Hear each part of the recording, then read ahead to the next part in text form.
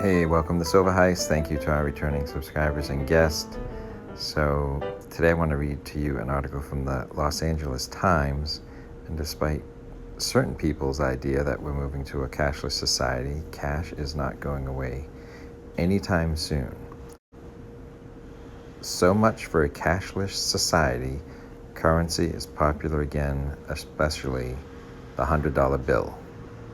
So modern finance requires a lot of trust, and its digital future will demand still more. If, for example, electronic payments are to replace cash, people must be willing to believe that the bits of data traveling among phones, terminals, and blockchains actually represent something of value. So will people believe? Judging from their growing predilection for physical currency, maybe not. At first glance, cash would appear to be on its way out. Sweden has certainly eliminated its use for payments. In America, home of the almighty dollar, almost a third of the population gets through a typical week without using a single banknote. Businesses are experimenting with going cashless, hoping to speed up transactions, combat theft, and create a safer environment for their employees. Actually, though, physical currency is experiencing a resurgence. People in many of the world's most advanced nations, including the United States, the Euro area, and Japan, are holding more of it than ever. In the US, for example, currency in circulation stood at an estimated $1.76 trillion as of late September, according to the Federal Reserve. That's about 8.2% of gross domestic product, up from just 5.6% before the 2008 financial crisis, and close to the highest level in at least 36 years. If people need less cash to pay for stuff, why do they want to hold so much of it? The answer, it seems, is that they're turning to currency as a store of value. Consider the kind of cash they favor. Increasingly, it's large denominations such as $100 bills, which are the most convenient for stashing away big sums. Benjamin Franklin's share of total U.S. currency in circulation reached 80% in 2018, up from 73% a decade earlier, Federal Reserve data show. Since 2017, the $100 bill has surpassed the $1 note as the most widely circulated U.S. currency. The trend in the developed world contrasts sharply with emerging economies such as China, Russia, and India, where currency in circulation has been declining as a percent of GDP, according to the Bank for International Settlements. Why are people in rich nations hoarding cash? No doubt it has a lot to do with central banks' efforts to keep interest rates low. When safe investments such as deposits or government bonds yield little or less than nothing, people aren't missing out by holding paper money. This illustrates why central banks can't push rates too far below zero. Instead of spending the money or watching the savings shrink while sitting in the bank, people will just withdraw the cash and put it in the mattress. That said, the surge in demand for currency has been too large for interest rates alone to explain. This presents something of a mystery. Criminals, of course, are avid users of cash, but there's no particular reason to think that the demand for it would have increased so much in the last decade. On the contrary, the advent of cryptocurrency has provided them with a viable alternative. One recent study by a pair of economists in Asia found a link to aging populations. It seems that older folks, perhaps because they're less inclined to trust numbers on a screen, have a greater affinity for cash.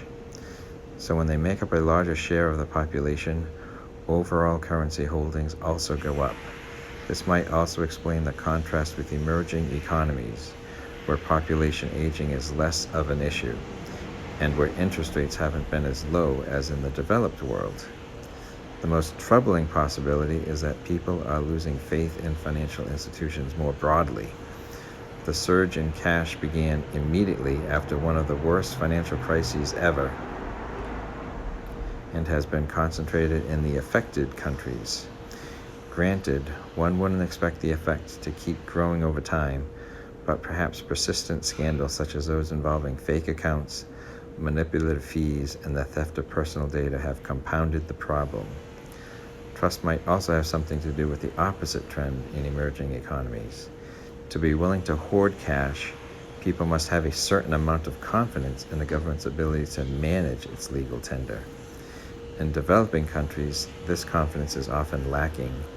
Consider India's 2016 demonetization, in which the government pulled large denomination banknotes out of circulation and replaced them with new bills. The move didn't disrupt the shadow economy as intended, but it did undermine the currency. Cash holdings have yet to recover to the pre-reform level. Cash accumulation can go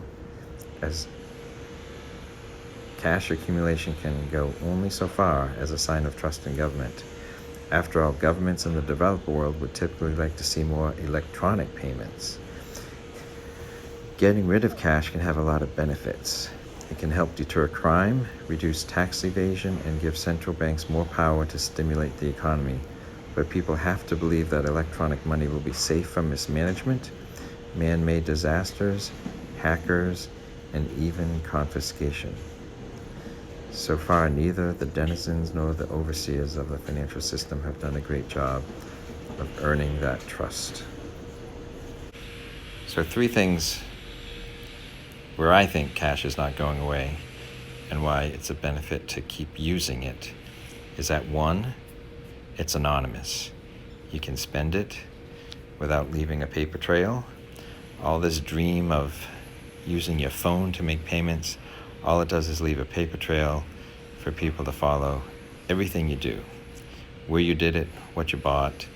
So some anonymous activity is beneficial. So 2, it's also self-budgeting. When you have money in your pocket, you can only spend what's in your pocket. So there's a benefit to you spending it only what's available to you at that time. And then the third benefit to having it is if they're going to have this concept of negative interest rates, you're going to lose money parking your money in a bank. You might as well just keep it on your person. So cash is still king. It's not going anywhere anytime soon. So everyone needs money. That's why they call it money.